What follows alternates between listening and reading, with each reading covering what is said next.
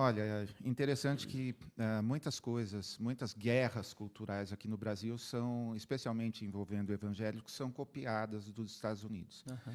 E a questão do trans, próprio aquele deputado, enfim, aquele menininho, aquele moleque, pronto, fica mais legal assim, aquele moleque que só fala disso o tempo todo, na verdade ele está copiando uma luta que acontece lá no a história de banheiro, unissex, essas coisas, é tudo uma forma de preconceito contra a população trans. E a Gerar cortina de pânico, fumaça também, né? Exato. Quer dizer, você dissemina mais ódio. Sim. É uma cortina de fumaça para tirar o foco do que realmente importa, que é um típico exemplo muito claro para elucidar a cabeça das pessoas.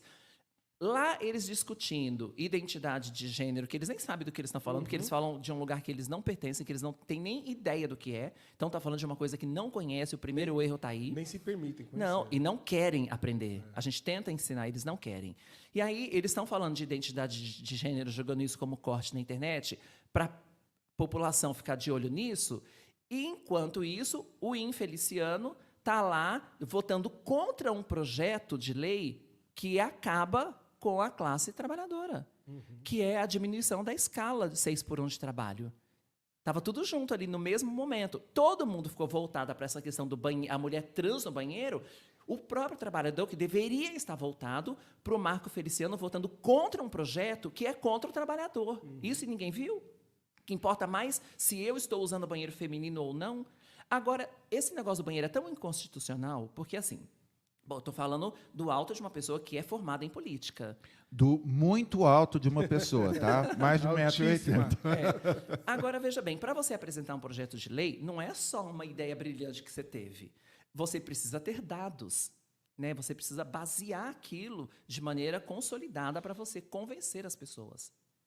Pautado em que alguém quer proibir uma mulher trans de usar o banheiro feminino? Quais são os dados? Quais são os números? Porque a desculpa que eles usam é que o fato de deixar eu entrar no banheiro feminino legitima um possível estuprador a entrar no banheiro vestido de mulher para estuprar uma mulher.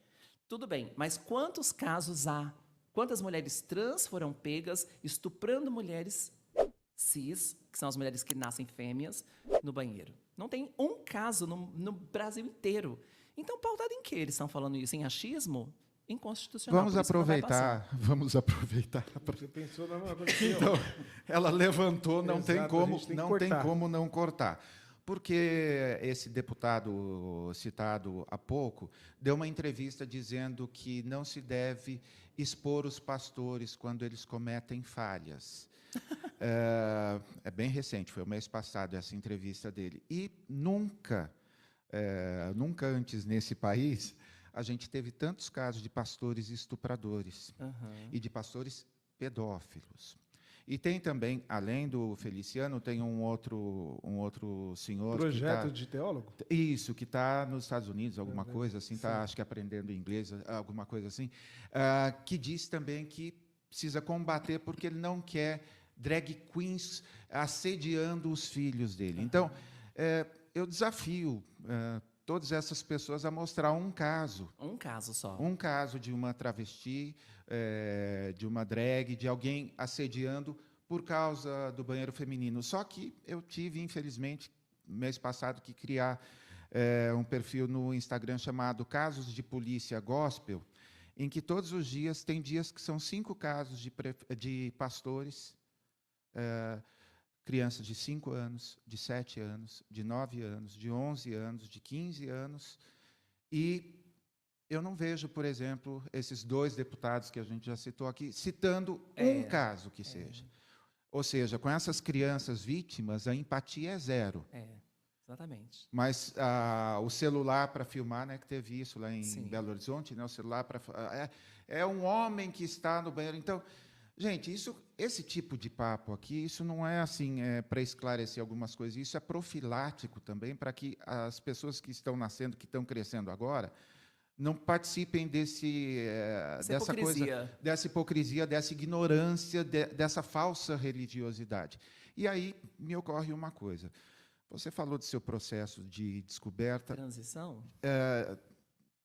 Como conservar, ou quando que você voltou à religião depois de ter passado por processo de você vai para o inferno, você cresceu em cima disso. Quando que você se aproximou de Deus novamente? Por quê? Porque muita gente não consegue juntar as duas coisas. O trauma é tão grande que, assim, de alguma forma, a pessoa não consegue falar em Deus, fazer uma oração, ter um mínimo de religiosidade. Aconteceu essa volta ou não teve nem a cisão? Eu encontrei Deus quando eu saí da igreja. Quando você saiu da igreja. Aí eu encontrei Deus de verdade.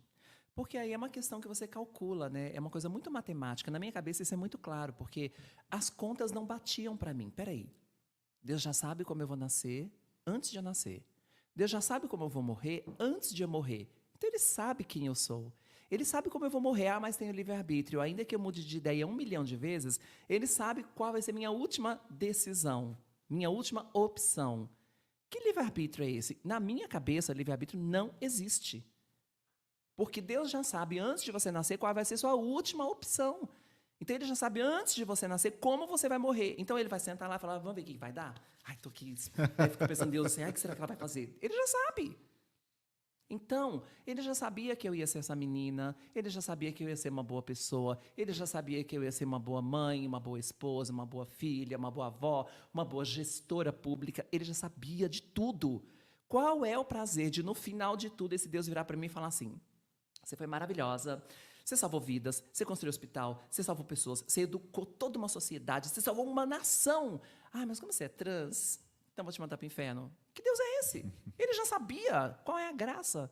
Esse Deus, para mim, não existe. Aí eu falei, não, tem alguma coisa errada. Deus, Ele me ama e Ele não vai abrir mão de mim. Eu tenho um compromisso com Deus de ser uma pessoa incrível. Isso aqui, essa identidade, eu não consigo mudar, porque eu nasci assim. Se Ele quiser mandar para o inferno, manda. Que eu vou fazer o quê? Como que é o seu relacionamento com o chamado povo de Deus, com os evangélicos? Você ainda é alvo de críticas ou você, enfim... Cristão no Brasil é perseguidor, não é perseguido. Então, eu sou, sim, alvo de muita crítica todos os dias nas minhas lives. Então, toda vez que eu sou atacado é cristão. Quer dizer, a gente que acha que é cristão, né? Porque cristão não é claro. Isso, a gente já sabe. Mas eu chamo isso de crente fazendo crentice. Esses me perseguem muito. Eu tenho altos embates com eles. Mas quem é cristão de verdade, não. Quem é cristão só me ama e deixa Deus tomar conta. Interessante que ela vai lá e responde, tá? Não é assim... Não, assim, quando dá, assim, eu vejo lá a resposta eu e respondo. Assim, tipo... como que é aí? Toca, né? Eu respondo. Acho o máximo mesmo. Eu respondo à altura e falo, vamos marcar pessoalmente.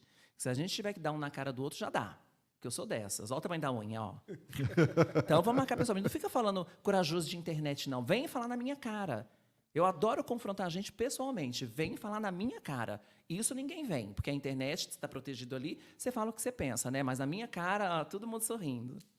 Olha só. Uma coisa, tá gostando do conteúdo? Então se inscreve no canal e curta esse vídeo, assim o YouTube vai entregar para mais pessoas. Mais do que isso, você pode se tornar membro do canal, ter vários benefícios, ganhar um monte de livros super selecionados e assistir em primeira mão algumas das nossas gravações, incluindo as falhas de bônus, e não são poucas, viu? Fica com a gente. Aí, valeu, contamos com a sua ajuda, valeu!